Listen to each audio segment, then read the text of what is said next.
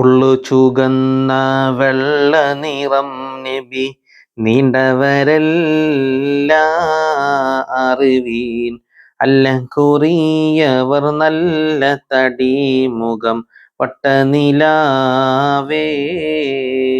തികവൊത്ത ശരീരപ്രകൃതമാണ് തിരുനബി സല്ലല്ലാഹു അലൈഹി വസല്ലമയുടേത്.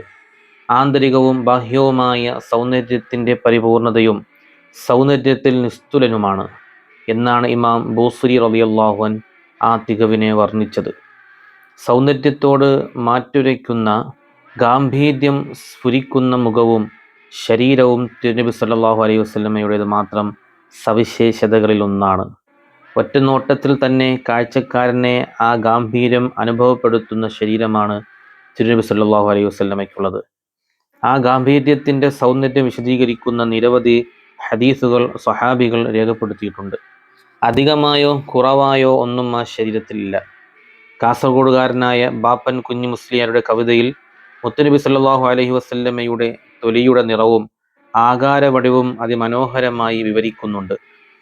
ഉള്ളു ചുകന്ന വെള്ള നിറം നബി നീണ്ടവരല്ല അറിവീൻ അല്ല കുറിയവർ നല്ല തടി മുഖം വട്ടനിലാവേ. വെളുപ്പ് ഭംഗിയുള്ള നിറമാണെങ്കിലും വെളുപ്പിലൽപ്പം ചുവപ്പ് കലർന്നതാണ് ശരീരത്തിന് ഭംഗി. അങ്ങനെയാണ് നബി സല്ലല്ലാഹു അലൈഹി വസല്ലമ തങ്ങളുടെ നിറം.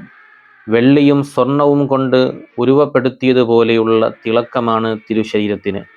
രോമവും മുടിയുമില്ലാത്ത ശരീരഭാഗങ്ങളിൽ നിന്ന് വെളിച്ചം പൊഴിഞ്ഞിരുന്നു.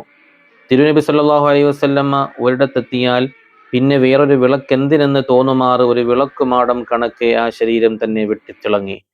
കുറിയ ശരീരക്കാരനല്ല മുത്തുനബി സല്ലല്ലാഹു അലൈഹി വസല്ലം. എന്നാലോ നല്ല പൊക്കമുള്ള ആളുമല്ല. എങ്കിലും കാഴ്ചയിൽ നല്ല ആകാരമാണ്.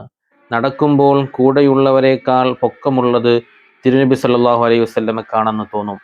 ചിലപ്പോഴൊക്കെ പൊക്കമുള്ള രണ്ടുപേർ തങ്ങളുടെ കൈപിടിച്ചു കൂടെ വരും. അപ്പോൾ നബി സല്ലല്ലാഹു അലൈഹി വസല്ലമക്ക് അവരെക്കാൾ പൊക്കമുള്ളതായി ചുറ്റുമുള്ളവർക്ക് അനുഭവപ്പെടും. ഒരു സദസ്സിൽ ഇരിക്കുകയാണെങ്കിൽ ആരെക്കാളും ഉയരവും തലയെടുപ്പുമുള്ള ആൾ തിരുനബി സല്ലല്ലാഹു അലൈഹി വസല്ലമയാണെന്ന് ഒറ്റ നോട്ടത്തിൽ തന്നെ ബോധ്യപ്പെടും. അമിത തടിയുള്ള ശരീരപ്രകൃതമല്ല തിരുനബി സല്ലല്ലാഹു അലൈഹി വസല്ലമയുടേത്. ശരീരത്തിൽ ഒരിടത്തും മാംസം അല്പം പോലും കൊഴുത്തു തിങ്ങിയിട്ടില്ല. പാകത്തിനുള്ള വലുപ്പവും വണ്ണവുമായിരുന്നു. അവസാന കാലത്ത് അല്പം തടി കൂടിയിരുന്നു. അപ്പോഴും മാംസങ്ങളും പേശികളൊന്നും അയഞ്ഞു നിന്നിട്ടില്ല. പ്രായമായപ്പോഴും ശരീരത്തിൽ അത് പ്രതിഫലിച്ചിട്ടില്ല. യുവത്വത്തിലും മധ്യവയസ്സിലും ആ ശരീരത്തിന് ഒരേ ഭാവം. കാലമോ ദേശമോ ആ ശരീരത്തിൻ്റെ സൗന്ദര്യത്തിൽ നിന്നും ഒന്നും ചോർത്തിയില്ലെന്നു സാരം.